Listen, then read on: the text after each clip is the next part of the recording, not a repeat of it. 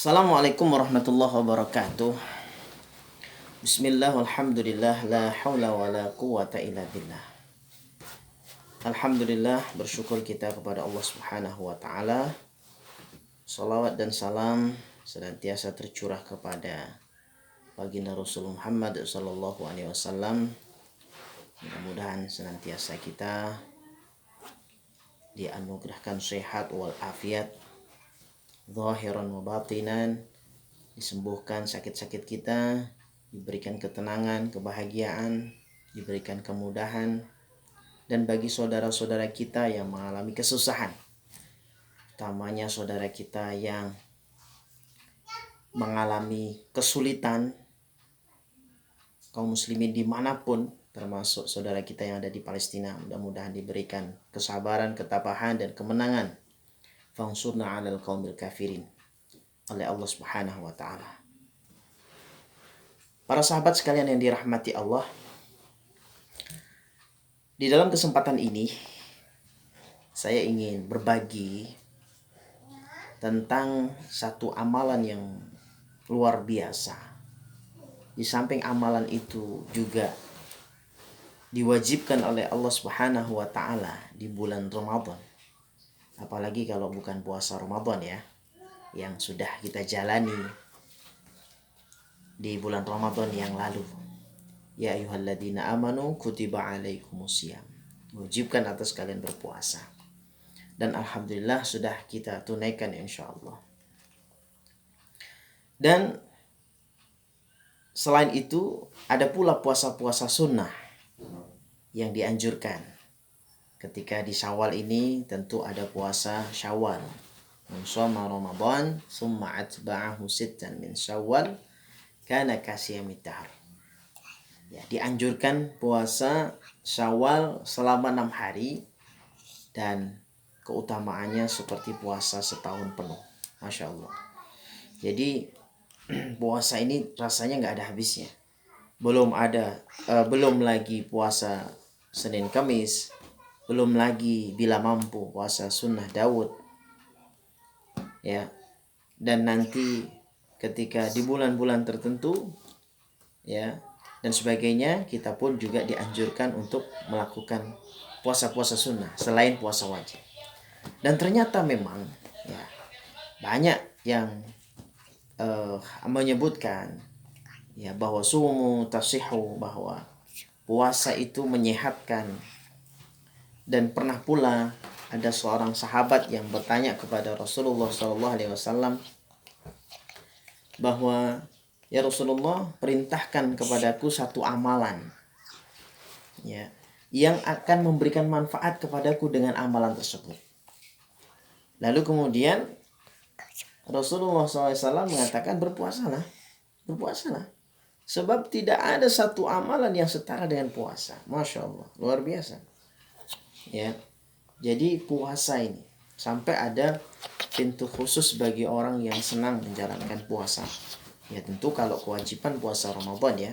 Kalau yang sunnah adalah puasa sunnah yang dicontohkan oleh Rasulullah SAW. Ya, jadi ada pintu khusus di surga yang namanya Babur Rayyan. Itu diperuntukkan bagi orang-orang yang senang melakukan puasa-puasa.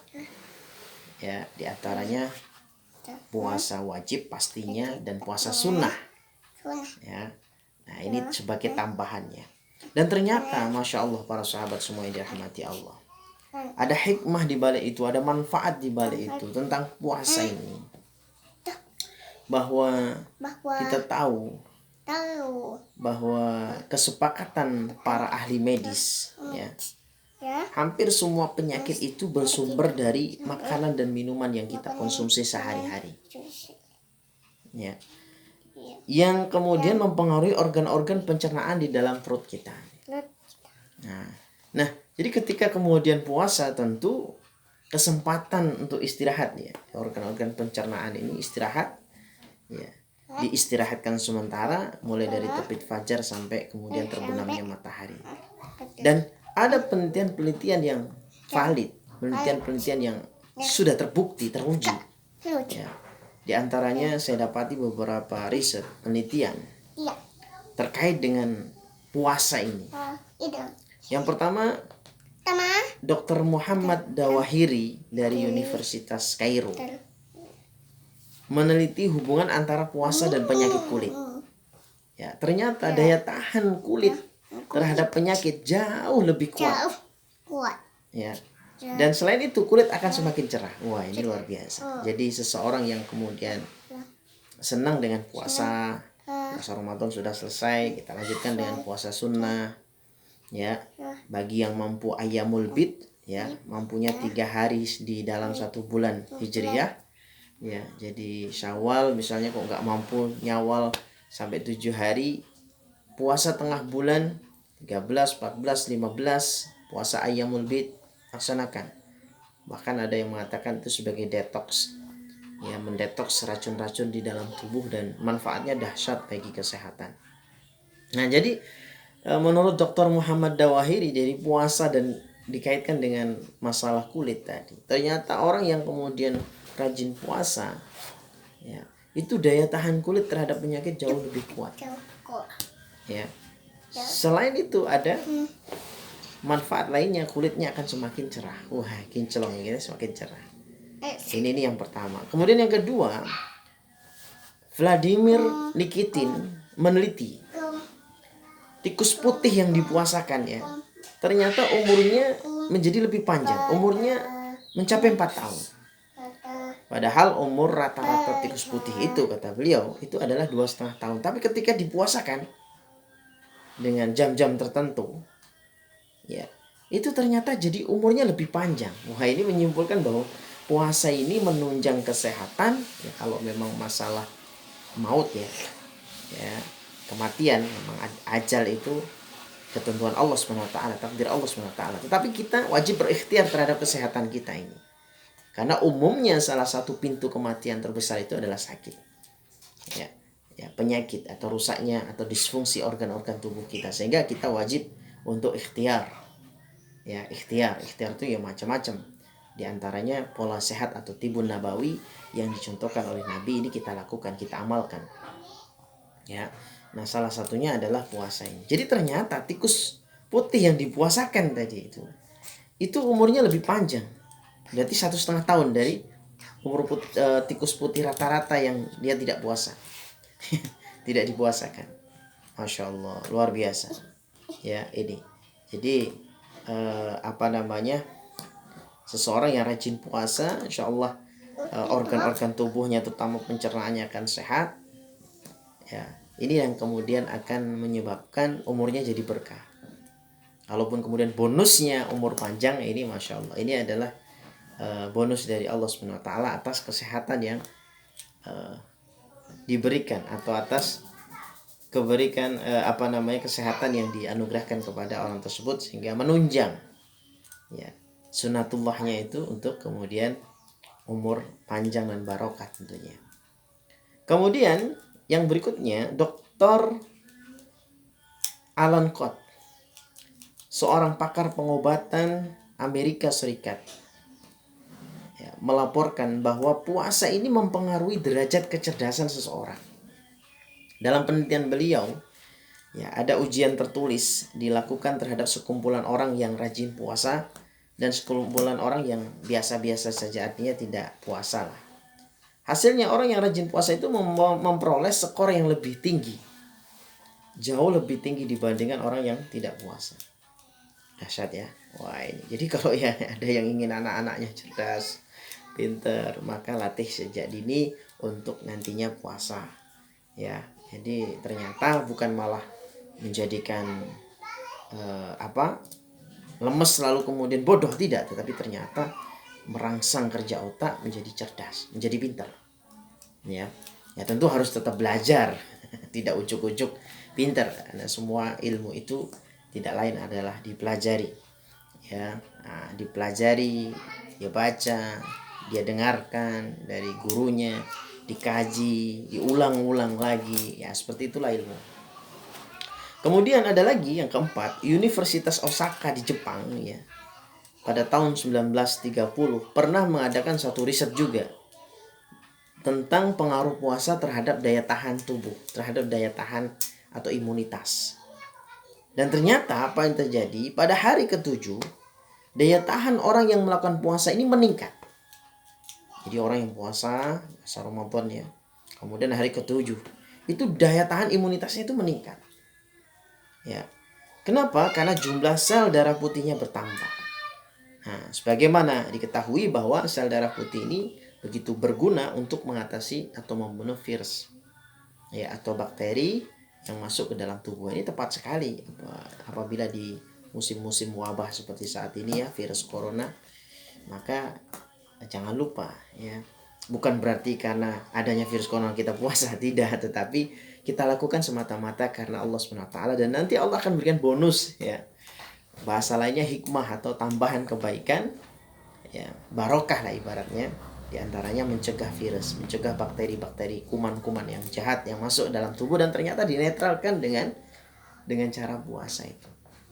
Masya Allah, subhanallah, luar biasa ya. Ini jadi kita punya obat antivirus yang begitu luar biasa, tetapi melalui puasa. Memang berat puasa, tetapi insya Allah bagi muslim puasa itu ya merupakan bagian dari amalan yang insya Allah bisa diamalkan bagi orang yang bersungguh-sungguh.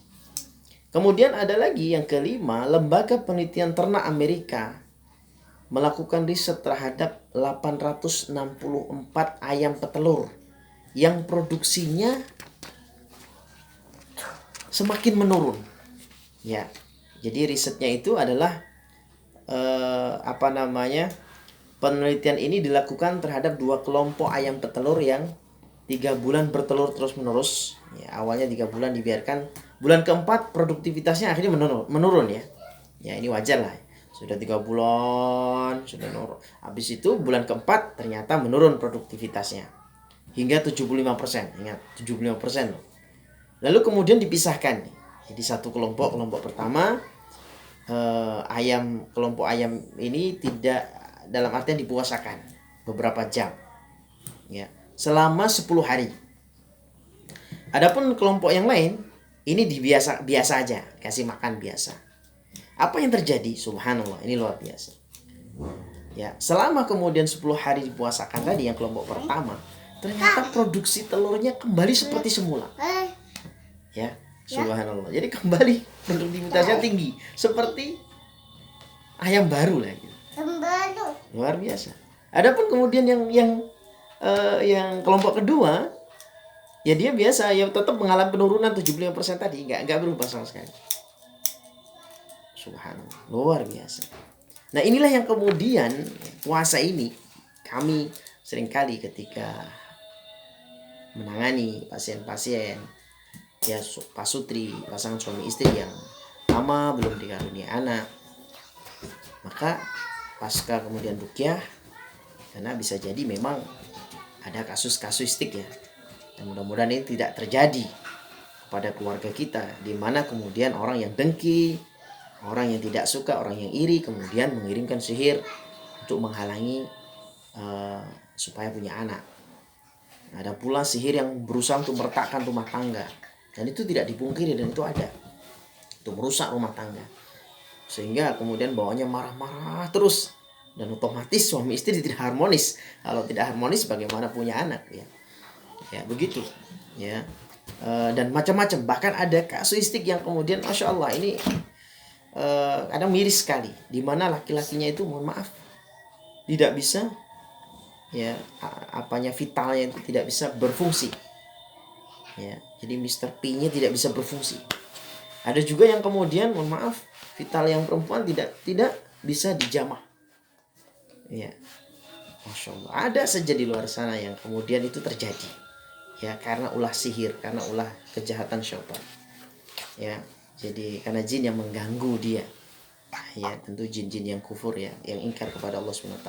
Dan ternyata ya, kami setelah kemudian proses atau pasca ruqyah tentu tidak berhenti sampai di situ, karena bisa jadi faktor-faktor hormon ini juga mempengaruhi ya, sebagaimana riset-riset yang kami telah baca berkaitan dengan manfaat puasa. Biasanya kami sarankan puasa, bangun sepertiga malam untuk tahajud, sebagaimana yang lalu video sebelumnya kami jelaskan tentang manfaat dari sholat tahajud. Kemudian selalu ceria, ya, sekalipun ada masalah senyumlah, itu suami istri gitu, saling senyum pagi-pagi dan sebagainya, ya. Dan bahkan ada pula yang bertanya, dan ini kapan-kapan kami akan jelaskan atau kami akan berbagi juga.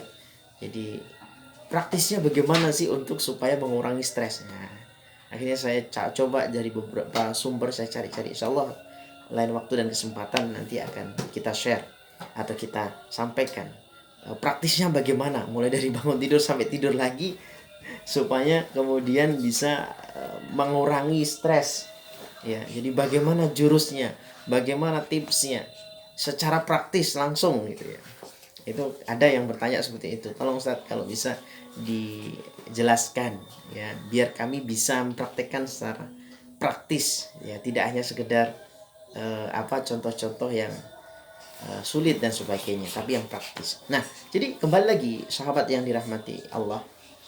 Jadi untuk pasca ruqyah itu, kemudian kami sarankan supaya puasa juga, puasa sunnah Senin Kamis, dan ternyata masya Allah luar biasa. Jadi puasa ini juga akan mengaktifkan kembali hormon-hormon kesuburan. Ada hormon kesuburan itu FSH dan LH ya. FSH itu adalah follicle stimulating hormone, dan LH itu luteinizing hormone ya. Jadi kedua hormon ini adalah hormon kesuburan, untuk mengatur kesuburan. Nah, jadi pada atau kaitan dengan perempuan atau wanita yang mengalami kesulitan di dalam memiliki keturunan akibat adanya gangguan fungsi hormonal, maka sangat dianjurkan sekali untuk puasa. Begitu juga laki-laki ya, untuk puasa.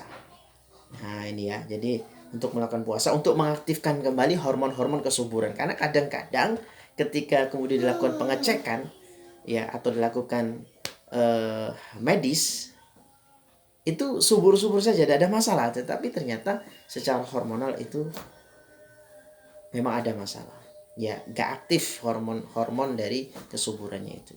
Kemudian juga puasa juga bermanfaat untuk growth hormone.